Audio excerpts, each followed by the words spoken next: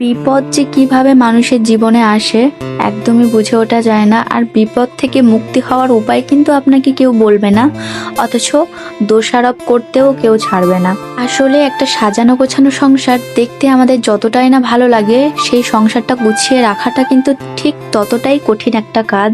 সংসারের প্রতিটা মানুষের কি দরকার, কে কোন জিনিসে বেশি খুশি হচ্ছে, এই সবকিছুই খেয়াল রাখতে হয় একটা বাড়ির বউকে। কিন্তু সামান্য ভুল ত্রুটি হলেই সেই বাড়ির বউটাকেই তার কাছের মানুষরাও দোষারোপ করতে ছাড়ে না। আগের দিন থেকেই মাম্মামের শরীরটা ভীষণ খারাপ করেছে, একটু হালকা পাতলা করে বমি হচ্ছে। তো মাম্মাম ছোটবেলা থেকে মাম্মামের একটু ঠান্ডার রোগ আছে, মানে ওয়েদার চেঞ্জ হলে মামামের ঠান্ডাটাই লাগতো, জ্বর সর্দি কাশি যেরকম সব বাচ্চাদের হয়ে থাকে মাম্মামের ক্ষেত্রেও তাই হতো। এইরকম বমি তার সাথে জ্বর সর্দি কাশি মাম্মামের এই প্রথমবারই হলো, সেই জন্য ভীষণ চিন্তায় আছি আমি। মাম্মাম এখন অনেকটাই বড় হয়ে গেছে, আর 1 বছর পর থেকে তো বাচ্চাদেরকে সলিড খাওয়ানো যায়, সেই তুলনায় মাম্মামের বয়স 3 বছর।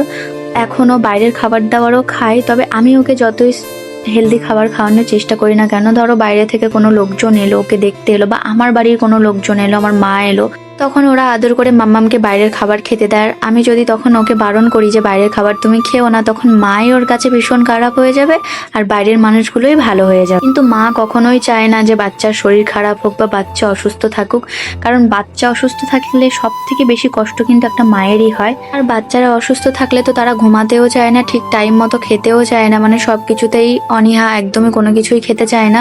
তো সেক্ষেত্রে মায়ের কষ্টটা কিন্তু আরো দ্বিগুণ বেড়ে যায়। তাকে টাইম মতো খাওয়ানো দাওয়ানো, ঘুম পড়ানো, টাইম মতো ওষুধ খাওয়ানো, তার দিকে নজর রাখা, খেয়াল রাখা। আর ঠিক সেই সময়গুলোতে কিন্তু মায়ের থেকে বেশি আদর করে ভালোবাসার মানুষগুলোকে কিন্তু আর খুঁজে পাওয়া যায় না। মামের শরীর খারাপটা ঠিক কি কারণে হয়েছে আমি একদমই বুঝে উঠতে পারছি না। তো বাড়ির সবাই বলছে যে ওকে গরুর দুধ খাওয়ানোর জন্যই নাকি ওর পেটটা খারাপ করেছে, তার সাথে বমি হচ্ছে। কিন্তু 1 বছরের পর থেকেই আমি মাম্মামকে গরুর দুধ খাওয়ানো স্টার্ট করেছি, তো সেখান থেকে এখনো পর্যন্ত সেরকম কোনোদিন এত বাড়াবাড়ি হয়নি বা এতটা শরীর খারাপ করেনি। হয়তো ওয়েদার চেঞ্জের কারণে বা গরমের কারণেও হতে পারে, তাই জন্য আমি দুধটা 2-3 দিন স্কিপ করেই দিয়েছি, মাম্মামকে খাওয়াচ্ছি না।